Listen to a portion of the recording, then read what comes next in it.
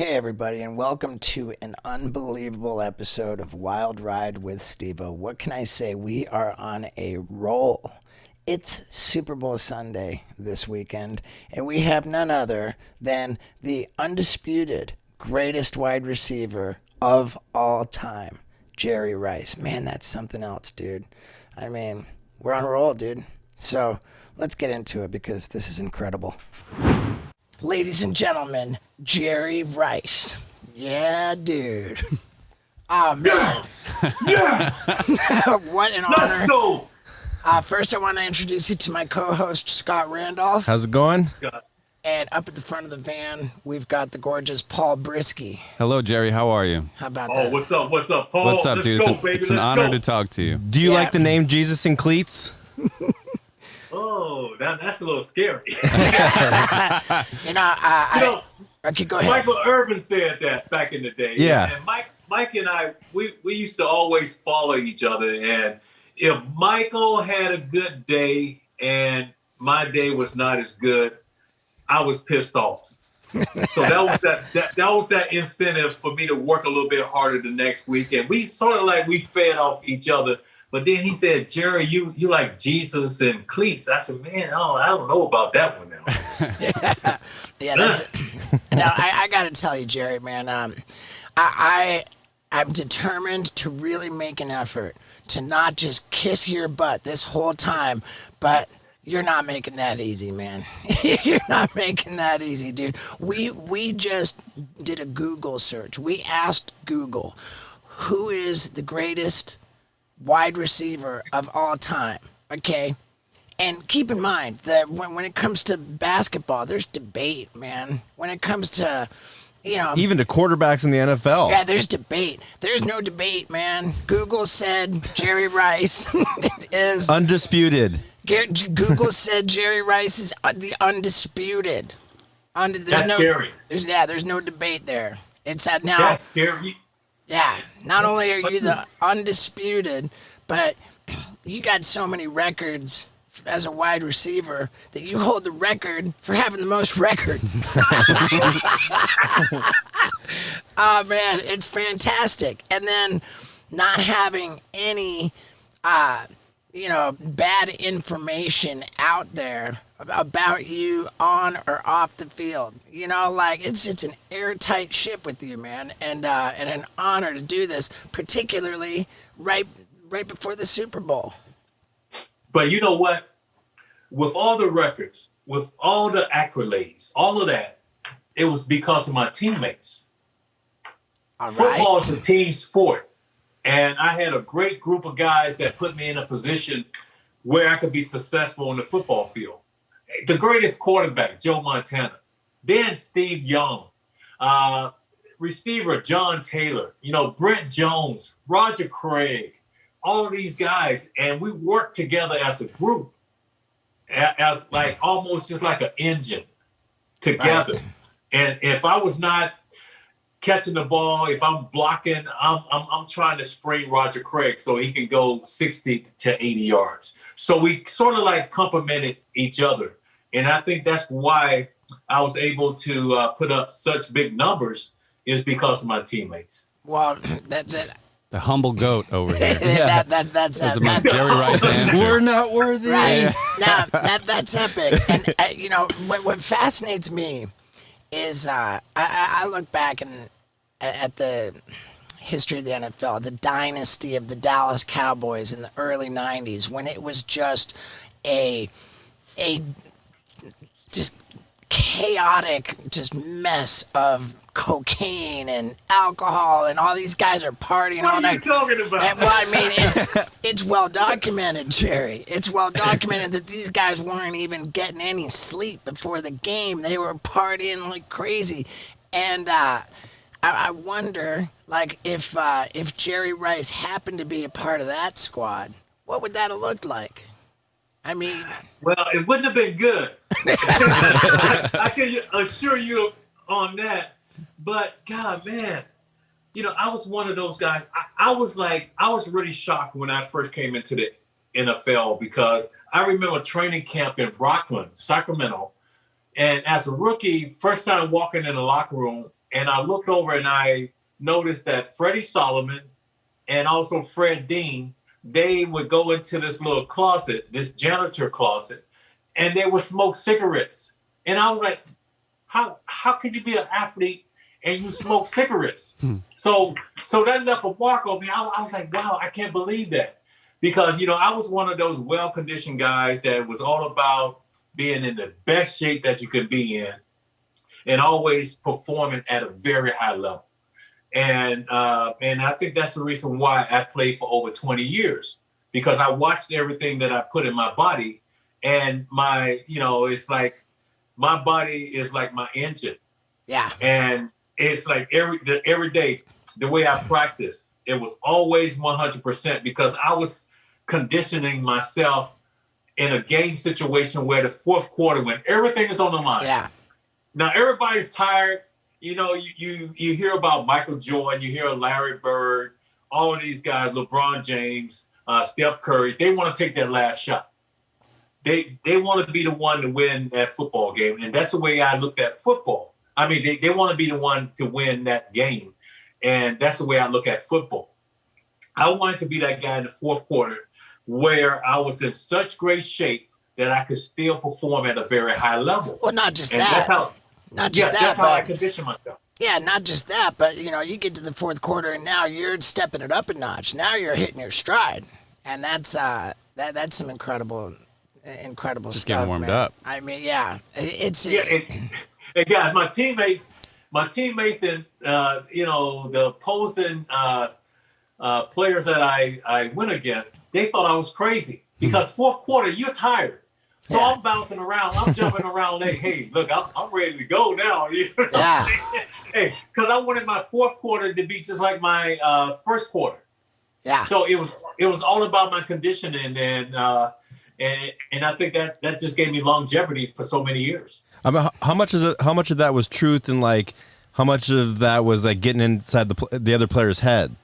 Like fourth quarter, you're coming out, you're bouncing around. I would say probably about 90%. Cool. Yeah. Yeah. But guys, even during the off season, I would take 2 weeks off and I'm right back into my regiment. So it's like it's not one of those things where I got out of shape. So I would, right after the season, I would take 2 weeks off, then I'm back into distance work, like running the hill. I have this hill that you guys are invited to run, the infamous hill. It's about, it's about 3 miles up, 3 miles down. Is that the one you told me about with the rookies? Yeah. You guys are welcome to run this hill because the last 800 meters is straight uphill. Where is it? It's right here. It's right here in the Bay Area. It's right off 280. I remember when Barry Sanders, also Terrell Owens, when he came to the team, he thought he was doing really good until my trainer told me coming up on that last 800 meters that I could go. He couldn't believe that I still had a lot left in the tank where I could finish the way I did. But, that's the way I wanted to finish the fourth quarter. And I was always at my best. You look at a lot of athletes. I'm just going to break this down for you real quick. A lot of athletes, they can't perform when everything is on the line. You look at playoffs, you look at Sunday night football, you look at Monday night football, Super Bowls and stuff like that. I was always at my best. And I think it had a lot to do with how I trained and the type of condition that I was in. Yeah, it's a mental game, man. I mean, a lot of people under pressure, they choke, and that's that's a tough spot to be in. I mean, how do you sleep the night before a Super Bowl? Are you sleeping I don't sleep. Wait a second. The greatest wide receiver of all time would not sleep the night before a Super Bowl? Man, that's crazy. And his story only gets crazier. But speaking of crazy, how about the way I just come out and say that I have a favorite sponsor of this podcast? And I mean it. I mean it with all of my heart. I love Hello Tushy.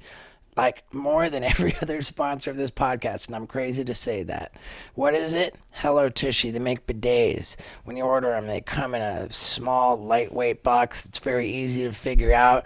You attach it right to your toilet, so when you get done taking a dump, you just twist a knob, and you get this killer blast of water, just stream, just... It's like it pressure cleans your butthole. The catch line for this company, Hello Tushy, is stop wiping your butt. Start washing it with Tushy.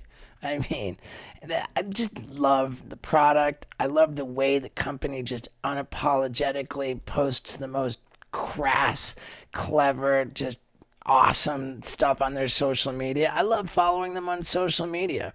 And I love the way that they're taking on Valentine's Day by saying there's no greater love story than the relationship between your butthole and your Tushy bidet, which I completely agree with. So if you go to hellotushy.com/Stevo, not only are you going to get 10% off your order, but all of these bidets come with a 60-day risk-free guarantee, meaning if for any reason you don't absolutely love your bidet, then you can send it back and get a full refund. You also have a 12-month warranty on it. So, I mean, dude, again, it's my favorite product, my favorite company to sponsor this podcast. So please support the podcast, try this out, and you're going to love it just like I do. To do that, you go to hellotushy.com/Stevo, and that gets you 10% off your order, and your butthole is just going to love it. It's going to be clean. It's going to feel great. So now, did Jerry Rice really not sleep before Super Bowls? I don't. Don't sleep. I haven't slept in 30 years. You know, the reason why I don't sleep is because I'm visualizing what's going to happen the next day. I'm playing the game already in my head because the night before the actual game, we put in like the first 15 plays. So I'm going down that list and I'm looking at my opportunities where I'm going to be able to just impact the game. Yeah. So I play this game over and over the night before. The day of the game, it's a long day because the Super Bowl is not till late that evening. And I can't eat because I'm so nervous. I got butterflies. Anything that goes in my stomach is going to come back up. So it's a long day for me. So I always go over to the stadium on the first bus. So I go over to the stadium, Super Bowl 23. I think it's against the Cincinnati Bengals. I get to the stadium, I put my uniform on, and I fall asleep on the table. And because I'm tired. I'm going to be honest. I'm tired. I've been up all night, and I have played this game over and over in my head. My teammates are walking by, and they're saying, man, what's that with Jerry? This is the Super Bowl, and he's sleeping. Yeah. Oh, man. That's cool. I had prepared the right way, and I was ready to go, and I went out, and I was able to do some great things on the football field. And I also, that was my most valuable player football Super Bowl. Oh, yeah. So you took a nap and then woke up and got the MVP in the Super Bowl. It was time to go to work, man. It was time to go to work. That's fantastic, man. Now, you and I met. Now, it's crazy that it's been over 10 years now, but we met in Las Vegas at an MMA Awards, I remember. Mm-hmm. And I remember thinking, dude, I just met Jerry Rice, dude. That's epic. And what a nice guy. So cool. And another thing is that we were both on Dancing with the Stars. You got in there on that on season 2. Yeah, they didn't pay me enough. Hey, what did they pay you? I think what was I think it was like 125,000. Okay. He's like, maybe they did pay me enough. Oh, damn, that's so funny, man. That's so cool. That's so funny. You know, you got extra money because you did better. You made it all the way to the end. They keep throwing more money at you if you stay in. Hey, man, I'm gonna tell you though, man. I'm gonna tell you that was like, it's like a fish out of water. Oh yeah, tell me about it. I mean, going into that, I didn't think it was going to be that difficult. But then it's like all of a sudden, you're practicing for so many hours, and then when I got to the semifinals, I was going 4 in the morning, 4 in the evening, and still I did not win that ugly trophy. Yeah, well, you you got second place. That's pretty good. Man, I don't like getting second place. Jerry says I fucking lost. I know. Yeah. But that trophy wouldn't have looked good behind you. I mean, those all look pretty cool back there. Yeah, man. Thank you. And this is like my little getaway, guys. This is my bus from the Pro Football Hall of Fame. Epic. Wow. It's like, that's the most elite group, once you get selected into that. But, all the Super Bowls, all the playoff games, all the regular season games, it was something. It was just really special. And it's something I'll never forget because I never thought, that I would get the opportunity from, coming from Mississippi. And I got the opportunity to live a dream. Well, damn right, man. And I heard you on Howard Stern. You were talking like you weren't an athlete as a kid until high school, right? Yeah, I was playing hooky, man. I didn't want to go to class that day. So I'm behind this building and I'm just hiding out. And the principal walks up behind me, scared me. He scared me and he noticed I could run really fast. But we got disciplined a certain way in Mississippi. And you guys know what I'm talking about. Yeah. So after that, he wanted me to go out for the football team, and I went out and I just gave it my best shot, and I became a starter. And after that, I went on to a predominant black school, Mississippi Valley State University, where they threw the ball like 90% of the time, and still not thinking that I would get the opportunity to get drafted. Then I get the call from the greatest coach ever, Bill Walsh, saying, "Hey, we're going to make you the 16th player in the first round." Then all of a sudden, I was like, oh, my God, is this really going to happen? So, okay, I get drafted. I'm the 16th player taken. I'm in Jackson, Mississippi. I go out to the car wash, and I'm washing my car. I'm washing my car. Everybody coming up, congratulating me, doing all that, because now you got to, after later on that evening, you got to jump on an airplane, and you got to fly to San Francisco. So I had never flown before. Oh, wow. I've never been on there. Wow. It's a good first flight. So that day, someone's scared to death. You're like, I'll run to San Francisco. Yeah. Thanks. okay, so you get the call about you're in the first round draft pick, and you said you went right over to wash your car. What kind of car were you washing that day? I had a 300ZX. A 300 Okay, cool. CX. Wait, what is that? I don't know. Wait, what? It's like it's a fast car. It's red. It's sort of cool. You know what I'm saying? It makes a statement when you're driving it, and so It's like a Magnum PI car. Yeah. So I'm washing this car, and everybody's like, "Man, I can't believe he's out washing this car right now," and he just got drafted. Right. Wow. And so 300ZX. What is that? Like a BMW? No. It's a smaller car, man. It's sort of like. It's sort of flashy. It's just a little like sports my car. uniform. At Mississippi Valley State, my uniform had to fit a certain way. It was all about, the colors, the green, the red, and all that. Same way with San Francisco. I always had to have a new pair of shoes, new pair of socks, pants. Jersey had to fit a certain way. So it's all about the appearance. Right. So Okay. what'd you do with your first paycheck? Did you buy a new car? No, you know what I did? I bought my parents a home in Starkville, Mississippi. Oh, man, that's so badass. Because that good was like a dream come true for me, because I always had told my mom that I would, the first thing that I would do is buy them a new home, and I was able to do that. And it's like when I had 5 brothers and 2 sisters, man, it's like you get those calls. Yeah. You're always getting those calls. So I appreciate you guys for helping me out, because now I can give them some money. That's cool. That's so crazy. Now we read, you probably hear it all the time. I don't want to beat you up with the same old information, but that your dad in Mississippi was a bricklayer, and they say that you developed your skills as a wide receiver by catching bricks that your brothers were throwing you. Yeah, I would be on the scaffold that's about 20 feet in the air. My brothers, they would throw the bricks up. They would throw them two at a time. They would separate, and I would snatch them out of the air. And I think the thing is, my father was a bricklayer, and it was very demanding work. And if I didn't do my job, my father, he was a tough guy. And so I knew I had to work hard every day. But yeah, being able to snatch those bricks out of the air and just the meaning of hard work, I think I got that from my parents.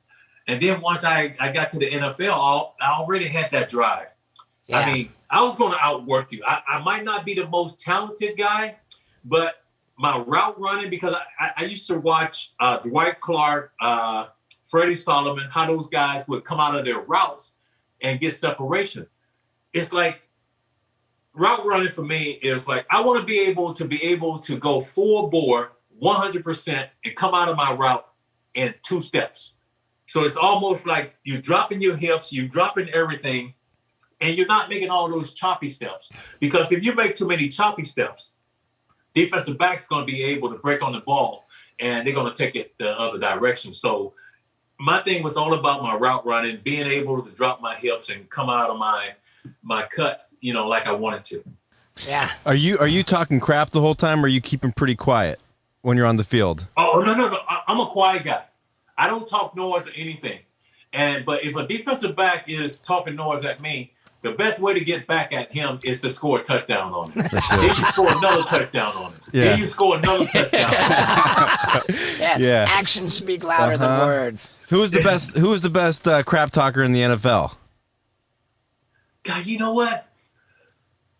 I would say Deion Sanders.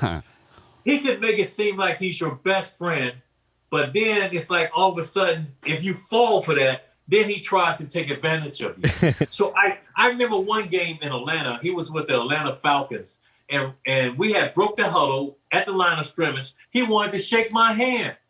I'm like, are you serious? Before they snapped the ball, I said, you want to shake my hand now? I said, that's not going to work. We're enemies right now. So it was always, I always had to put together my best effort. He always challenged me, but we looked forward to going against each other because I knew he was the best to ever play the game. Also, Darryl Green, the same way. And you look for challenges like that. And all, like during the week, the way you prepare, the work that goes into it. If you don't practice hard during the week, it's not going to happen for you during the football game. Mm-hmm. All of a sudden, you can't just decide, okay, I'm going to turn that switch on now. You have to do that over and over again during the week. It was all about the preparation. That put me in a position where I could win on the football field. Wow. Now, after you retired, wouldn't it have seemed like the obvious move would be to get behind the commentating desk? No, I think I'm too critical. I'll be way too critical because if someone is not loving what they do or they're not giving 100%, I'm gonna call that individual out. Because we get the opportunity where we live a dream, and you get paid for it. And you get the opportunity where you can entertain over 60,000 people. You can bring so much excitement to one individual just by catching a football. Yeah.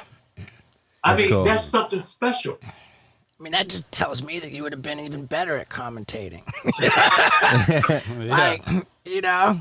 But it's interesting because Jerry Rice, I can't even wait for people to find out that we got you on our little Wild Ride RV podcast. Is the fucking weekend of the Super Bowl? Yeah. I mean, tell us about what you did for the Super Bowl this year.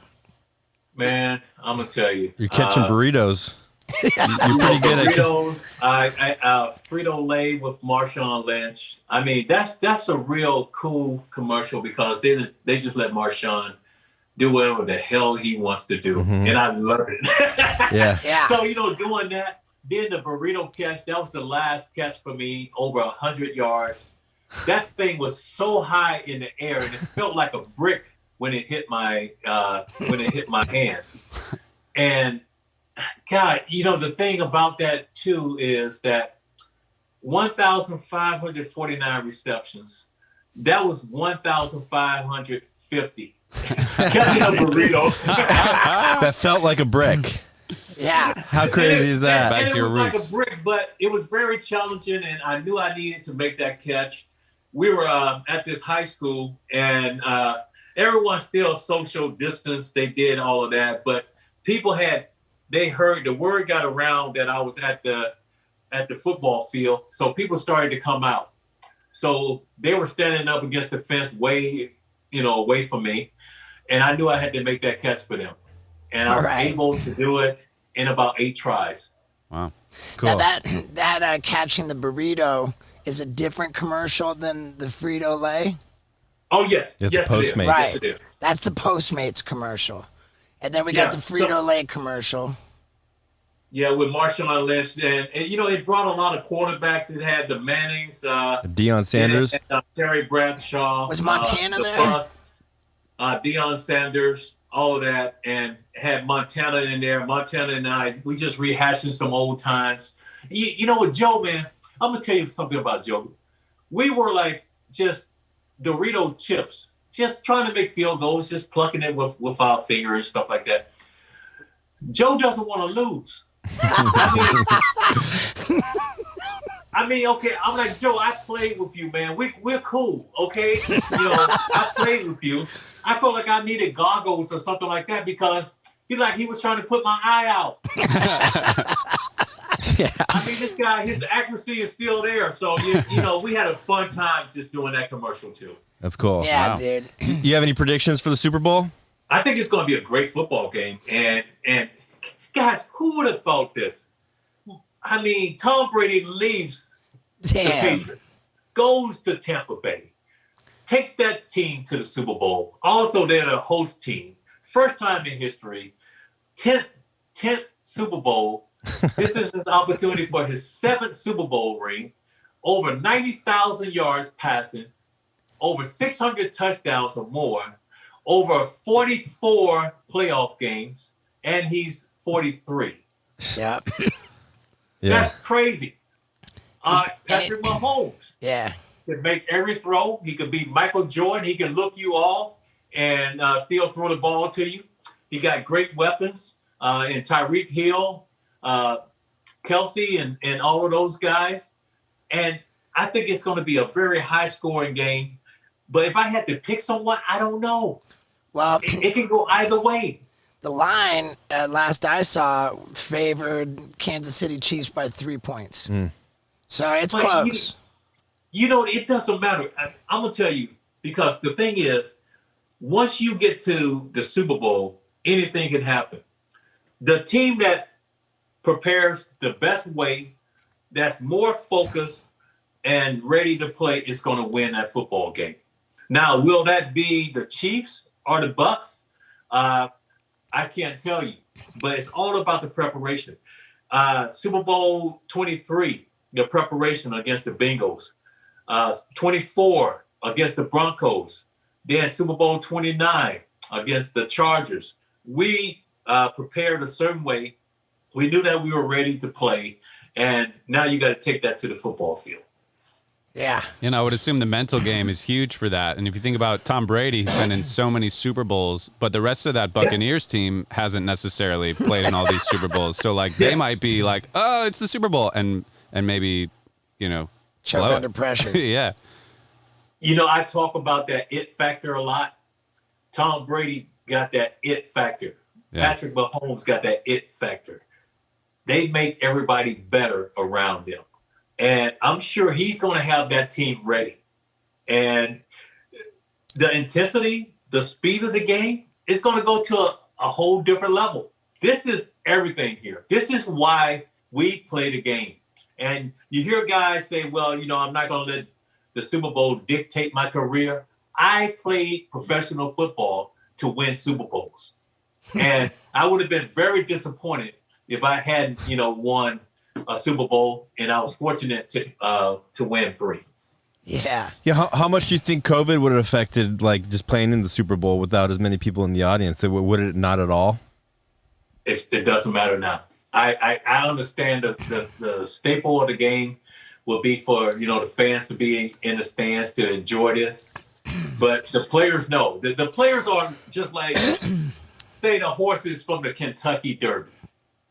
Those horses know when it's race day. Mm-hmm. They know when it's time to go. And those players, when it comes Sunday, they know that, hey, look, everything is on the line. We have to play our best football, and we have to work together as a cohesive group because there is no I in team. It's all about teamwork. And if you do that, you have a chance of winning. That's yeah, cool. man. I got a question that I'm really interested to get your take on. With the, all this publicity, all of this new science about the concussions, the CTE, it seems like naturally now parents are a little bit reluctant. Like they're not so sure about putting their kids into football leagues. So do you think that affects the long-term future of the NFL, that fewer kids are getting into football at a younger age? Yeah, I think the game is so protected today. And because when we played, it was more like a gladiator sport. Because if you got hit and you got knocked out or something like that, if you could answer what you had for breakfast, what was the last play call or something like that, you were right back in the ball game.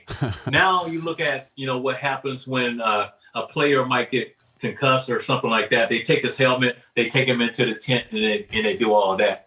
Now, are parents going to let their kids play football at a very young age? I don't think so now. I think they're going to wait till later. And where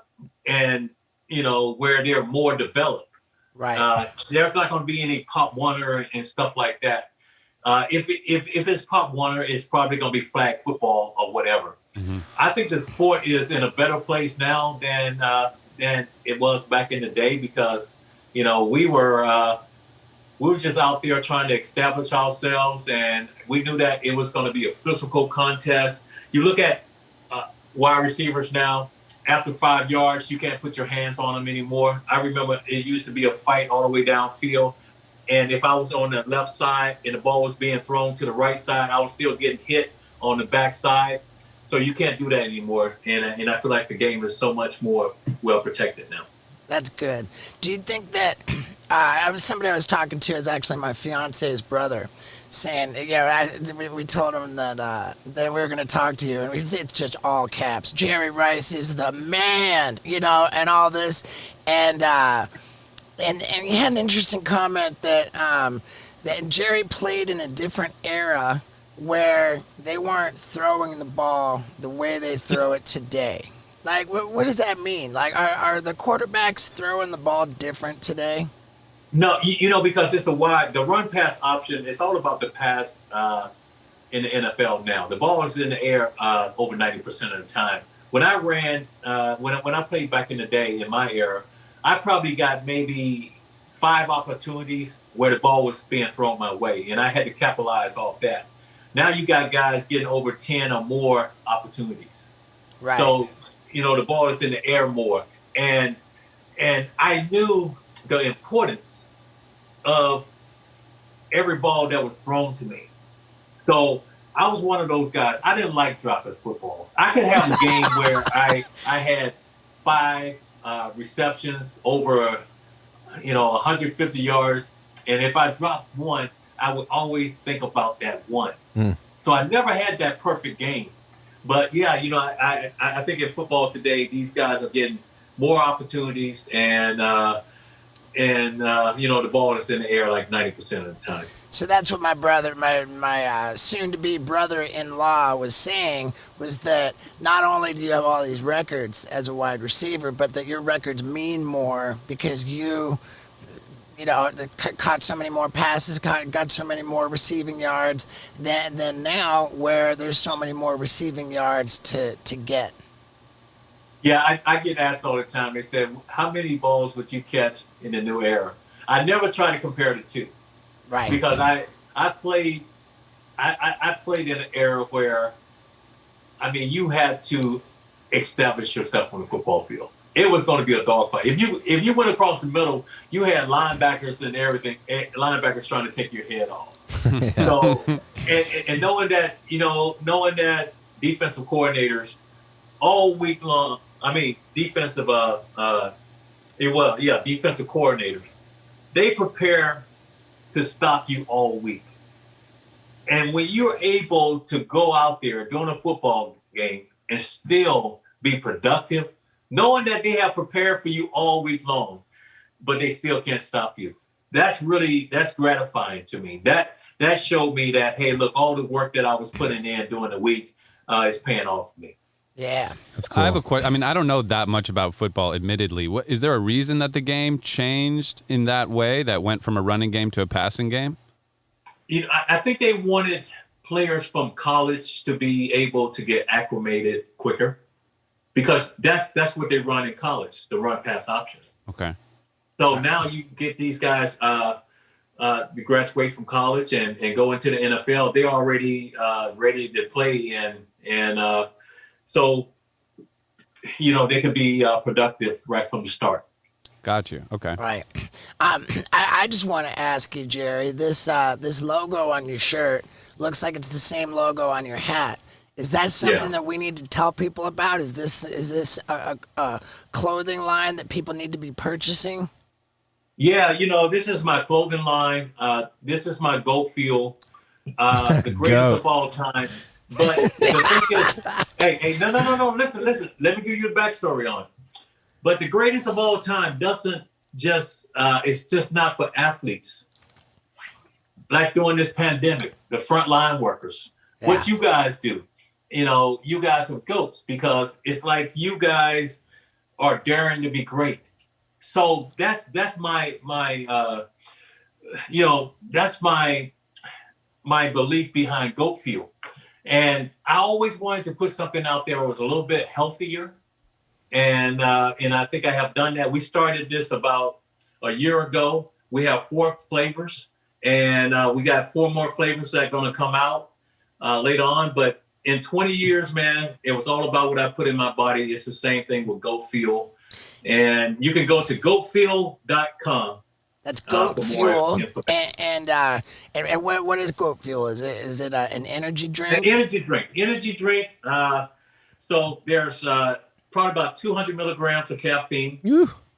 All right. I love it. So just like a cup of coffee, but it's how much sugar?